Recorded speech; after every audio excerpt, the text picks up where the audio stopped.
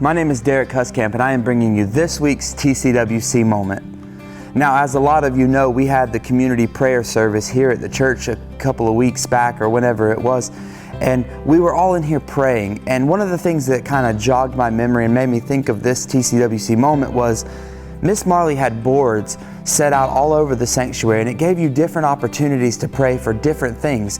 And to me, it was just kind of one of those things that says, hey, if you don't know what to pray for, stop at this section and you can pray for this. And so I was sitting here and I was thinking about, like, what should I pray for? And one of the things that came into my mind was, we've been talking about the Easter egg hunt. We've been talking about our children's ministry opening up. And these things take servants. These things take people that are willing to step out of their day-to-day life and help out the church and do things that maybe you not necessarily would do. And while I was praying, something just kind of told me, and I don't know if it was God telling me, I don't know if it was a Facebook notification or what it was, but something just told me to listen to my brother-in-law, who is a pastor in Greenwood at Durst Avenue. Listen to his message tonight. And so I picked up my phone, I looked at the Facebook, and I pulled up their live stream of his sermon. And one of the things that he was talking about was this story called Sarah's Dandelion. And I wanted to read that to you guys because it really hit home. And I started kind of getting emotional here on the front row of the sanctuary during that prayer time on this story. And so why should I keep all the good things for myself? I wanted to share them with you. And I hope you find some encouragement. But basically what it is it's a story that Milt Culver retells a story written by a pediatrician, David, whatever his last name is, I'm sorry. And it says David's wife was a Sunday school teacher at a church, and she prepared a lesson on being useful. He writes, she taught the children that everyone can be useful, that usefulness is serving God, and in doing that is worthy of honor. The kid quietly soaked up my wife's words, and as the lesson ended, there was a short moment of silence. A little girl named Sarah spoke up, and she asked, "What can I do? I don't know how to do many useful things." And not anticipating that kind of response, my wife quickly looked around and spotted an empty flower vase on the windowsill. "Sarah, you can bring a flower and put it in that vase. That would be a very useful thing." Sarah frowned. She said, "But that's not important." "And it is," replied my wife. "If you are going to help someone, it is important." Sure enough, the next Sunday, Sarah brought in a dandelion, placed it in the vase. In fact, she continued to do so each week without reminders or help.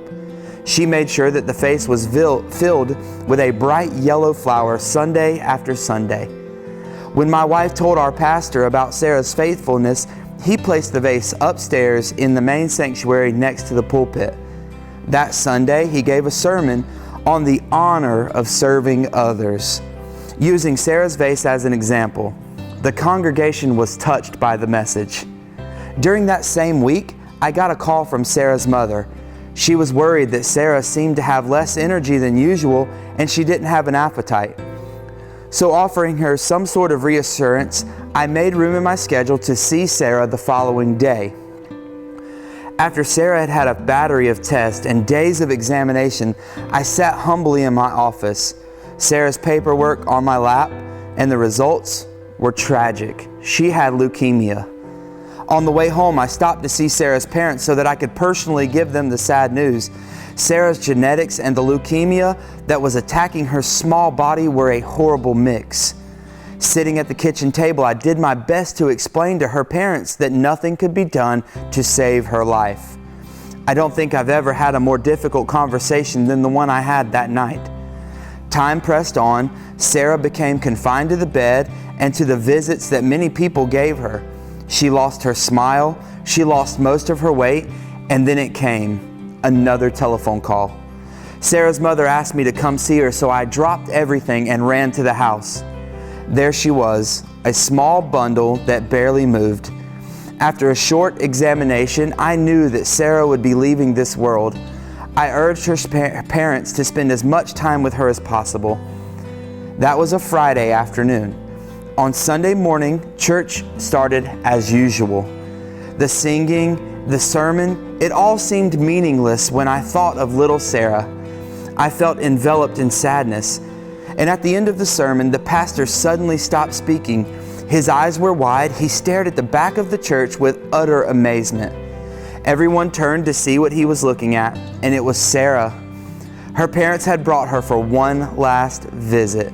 She was bundled up in a blanket with a dandelion in one hand. She didn't sit in the back row, but instead she slowly walked to the front of the church where her vase was still perched at the pulpit. She put her flower in the vase and a piece of paper beside it, and then she returned to her parents.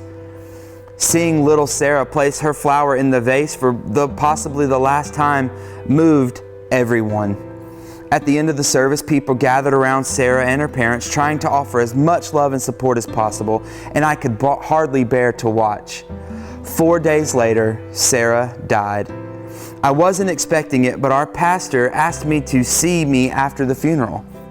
We stood at the cemetery near our cars as people walked past us. In a low voice, he said, "Dave, I've got something that you ought to see." He pulled a piece of paper out of his pocket, and it was the piece of paper that Sarah had left by the vase. Holding it out to me, he said, "You better keep this.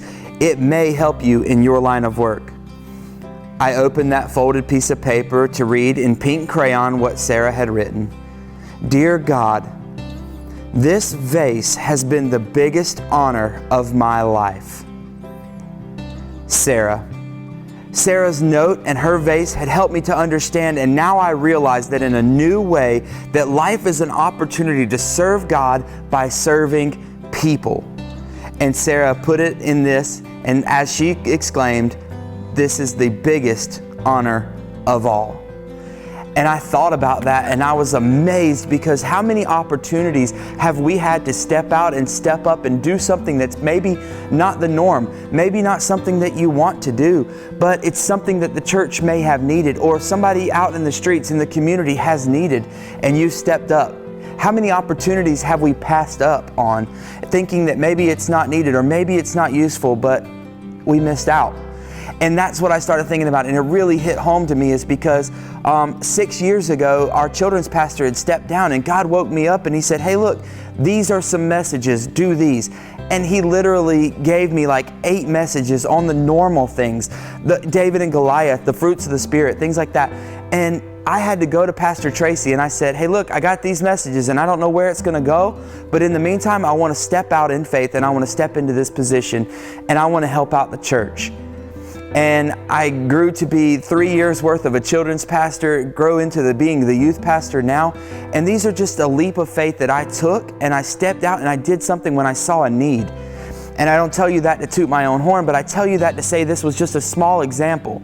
And then if you look at the picture of Jesus Christ, he would have had opportunities to have angels come down and do anything for him. But instead, he went to the upper room and he knelt down on his knees and he got out the bucket of water and he got out a towel and he said, "I'm going to do this because I love you and I'm showing you the example of what a servant should be." And he knelt down and he washed the feet of his disciples.